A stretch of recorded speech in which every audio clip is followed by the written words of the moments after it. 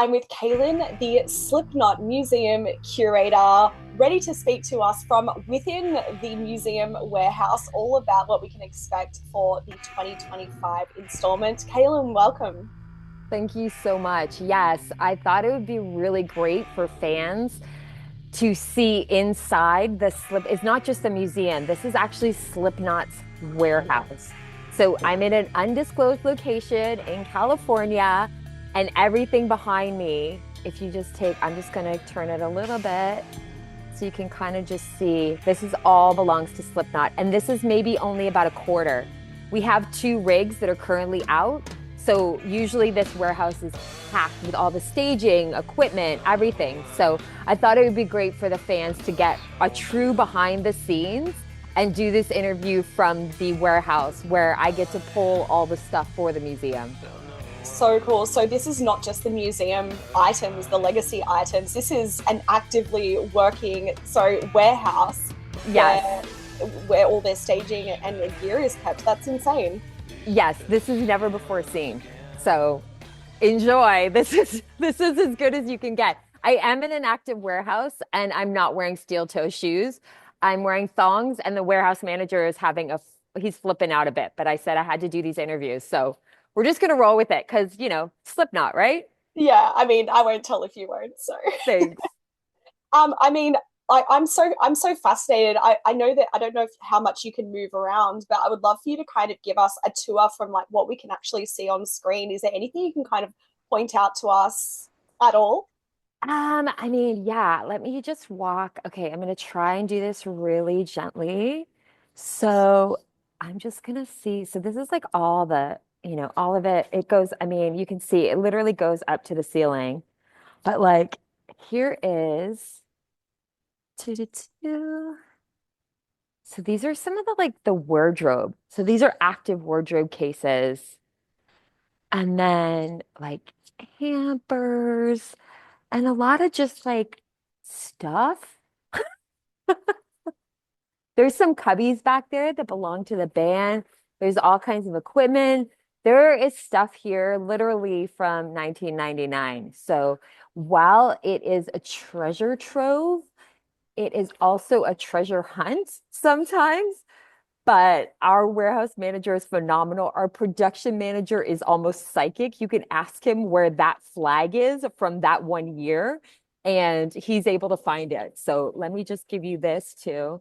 Again, that's just all the stuff. Road cases, PA, musical instruments, wardrobe. Again, we have two rigs. So we have two separate stages because we can't always get them to locations in time with freight, with shipping.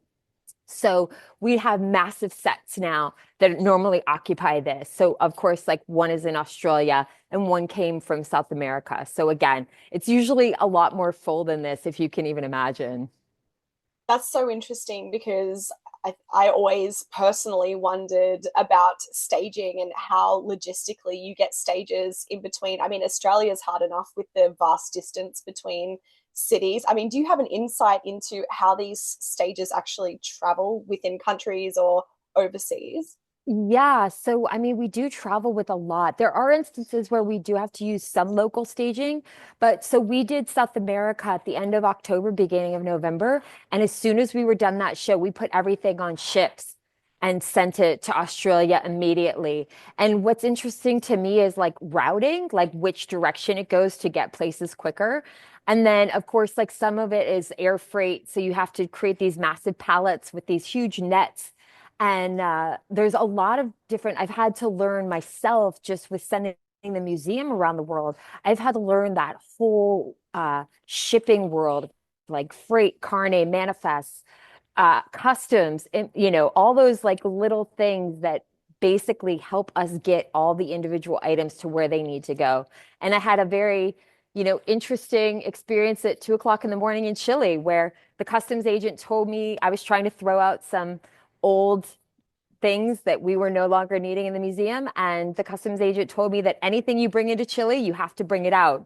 So we're basically essentially taking our garbage out of Chile and putting it in this ocean container. So lots of lessons learned, but it takes a village. And our production manager is phenomenal and such a great lead. And again, we have like great local partners that help us with all the freight and the carnet. So yeah, it's a lot of work, but we get it done. It's all these little things that you don't think about when you think of putting a show together. You think, okay, amps, instruments, but there's so much more that goes into it. I mean, I can see like a Slipknot branded something behind you. I don't know if that's a fog machine or Yeah, it's a fan.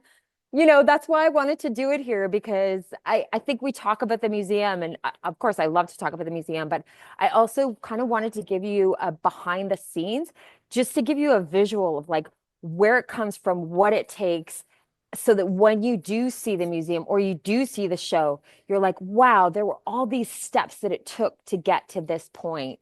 One, to appreciate it, and just to add that awe factor of like, wow, this is what they wanted to bring to us all the way in Australia. So, absolutely. I think everyone watching this is now going to put Slipknot branded fan on their bucket list of collectibles. So cool. absolutely, why not? Yeah. So last year you curated the museum as well Yes. here in Australia, and we did a retrospective look at 25 years of Slipknot's self-titled debut album. Yeah. And I'm curious, first of all, would that be the same museum that you then took to Iowa and Argentina at those Knotfests? No, we actually shifted it a little bit. So there, of course, were similar items, but we twisted them a little bit. So because we're coming back to Australia, and you guys kind of got 25 times two, because we sort of started with the 25th year retrospective last year in Australia, and now we're still just ending the 25th year. And so what we wanted to do is change the aesthetic a little bit and bring some things rather than looking at all the albums, like really bringing things from that first album and from the really early years. So basically changing the aesthetic a bit, making it more raw, more primal, and really just giving you some key pieces without giving too much away from that first album. So there's some original things that the fans will get to see that I think will really blow their minds. Okay, so that's what Australia can expect this time. It's like delving really deep into that first album to kind of finish off that cycle. Is there anything that you can reveal about anything interesting that kind of comes to mind? I'm so yeah, I'm sure everyone is so keen to get a little Yeah. taste. I think there's two different photo opportunities that are incredible. Like I said, this is as close as you can get to the band without being on stage, but keep that in mind, the on stage part, because that might factor into it. Um, I think there a couple band members gave us some items that are very personal to them, and I think that's really incredible. And then obviously there is a centerpiece, I will say, that contains many items, but items that are really important. So I think how we've put that together is pretty intense and mind-blowing. So I hope Australia is ready for something new and fresh. And again, the museum always being a place where people have really personal experiences with the band, and once they see specific items, um, it causes them to go down memory lane a bit. And so, whenever anybody says, how long does it take to go through the museum? I said, I never want to rush a fan. I always want to let them go at their own pace and explore and interact with the pieces they can and spend time with other pieces that, really might mean something to them from a particular album.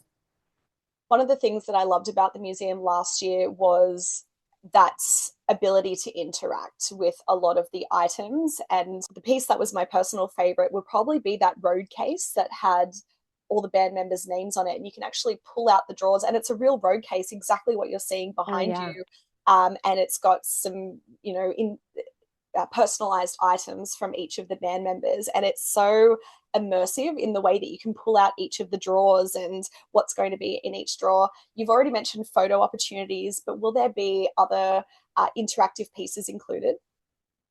Yeah, so we are bringing that back because it's such a great piece. And then of course we have the instrument station where people can actually play instruments that are in present rotation on stage So it's not just instruments that band members have retired. They're actually, I deal with the backline guys all the time. They're like, oh, I need to grab that guitar because he wants to play it tonight. So these are actually instruments that are in current rotation that band members are using. So even if you don't play an instrument, put it on, take a picture with it. I mean, when else are you going to get to hold V-Man's bass or mix guitar? And again, it's that moment of really that energetic connection to the band member and just feeling, if you do play, I mean, of course, it's a great opportunity. But again, if you don't, it's just that feeling of, wow, I am wearing V-Man's bass right now. Like, this is so cool. So again, we have a couple interactive experiences like that. And then, of course, some things that are so priceless. We wish the fans could hold and touch them, but it's just, the insurance company would flip out. Absolutely. Yeah, in the museum last year, I mean, you could hear the exact mixes that the band members would have on stage. Yeah. Um, and 𝐒𝐵ION from 𝐿𝐴 was helping me with filming last year for interviews and whatnot. We went through the museum together, and yeah, he put on the guitar and was giving it a bit of a road test. So that was kind of cool to see, because of course they played the first KNOTFEST Australia. So Yeah. that was a cool little full circle moment to witness. Oh, Finally, you were talking last year about a giant art piece that you were particularly excited about that belonged to Clown, that featured in last year's museum. yeah. And having, I guess, knowing so much about the pieces and curating the museum each year, I'm curious, what is the item that is most meaningful to you personally? Oh gosh. Wow. You really wow. This is a gotcha moment. This is a media gotcha moment. I'm speechless. Um, that's a really great question, because patiently awaiting Jigsaw Flesh, the sculpture that we brought last year was, I mean, that was incredible. And we don't have it this year, but we've replaced it with this other centerpiece. Um, the item that means, well, there's something that means the most to me, but I can't talk about it, which you will see. But I think it's one of Clown's first masks that's in this clamshell, because you can really see the way, almost how the band develops through his masks in particular. I mean, I love all of them. I love how they did something different. But I'm bringing 6 of Clown's masks from the early days, and you can really see how they're evolving through his masks in particular. So I would say his first mask that we've got in the museum probably means the most to me, because this is, his baby, the museum. And he really feels strongly about what we're delivering to the fans and has a lot of say and ideas about what goes into it. So I just think that's a cool piece, because it sort of sets the tone. And like I said, you can sort of see how the band evolves from that. But I mean, you're also asking me to pick my favorite child. So that's kind of an unfair question, because now I'm like, oh, well, there's this thing of Sid that we're bringing that is brand new that nobody knows about. And then I love Jim's Jazz Master guitar. And I love, like, you're just kind of, it's really an unfair question, but I'll leave it with Clown's Mask for now. Well, you delivered a fantastic answer regardless, and I look forward to checking out the museum this year and seeing, what your favorite item that you alluded to for this year would be. Caelin, it is an absolute pleasure to speak to you again. Thank you so much. Thank you so much for your time. Cannot wait to see you, and cannot wait to bring this back to the Australian fans with something new and fresh, primal and raw. And yeah, Slipknot performing is just, I think they just keep getting better and better. It's like a fine wine.